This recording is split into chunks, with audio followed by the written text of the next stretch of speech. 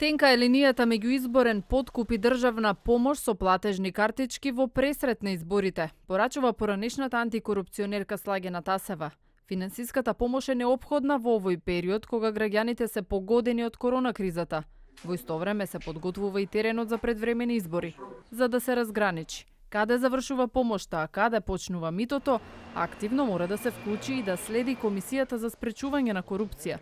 Во секој случај, со оглед на тоа дека и издавањето на овие картички за кои станува збор се одлага за јуни, па за првата половина на јуни, кога може да се случи да се закажат и избори, треба да се внимава и надлежните пред Државната комисија за спречување на корупцијата да излезат со став дали за овој тип на помош треба да се постапи согласно одредбите од изборниот законник и од Законот за спречување на корупцијата со кои се ограничува или се забранува да се располага со јавни пари во времето додека трае кампањата.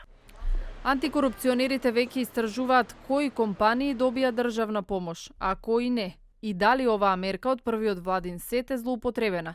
Се преиспитува и уредбата за доделување на финансиска помош на невладините организации во висина од 5 милиони евра. Од Комисијата за телевизија 24 велат дека пристигнале десетици пријави од одбиени компании кои наводно ги исполнувале условите, но не добиле помош. Важни ни се критериумите, да се избегне селективен пристап, особено се важни отчетноста и транспарентноста. Треба секој да може да прочита кој ја добил таа државна помош. Не смее да се промовира една мерка повеќе пати и едно лице да може да добие само една мерка. Министерството за финансии, од каде што се координира операцијата, го води двоец од власта и опозицијата. Едната министерка уверува на неопходност на мерките, а дополнителната се сомнева на изборен подкуп. Немам дилема дали треба да се даде помош на граѓаните, но најголемиот пропуст е што се доснеше досега и во очи избори повеќе од очигледно е дека постои можност за подкуп.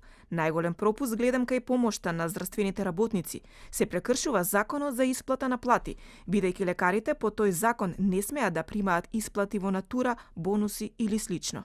Вработените во здравството ќе добијат 40% од последната плата. Повеќе од 300.000 граѓани ќе добијат картички со кои ќе може да купуваат домашни македонски производи. Овие платежни картички требаше да стигнат до невработените и граѓаните со ниски примања до 3 јули. Владата дополнително најави дека можно е да се доцни 2 недели за да може банките да ги изработат. Би требало да бидат готови до 18 јули, а да се потрошат до 15 август.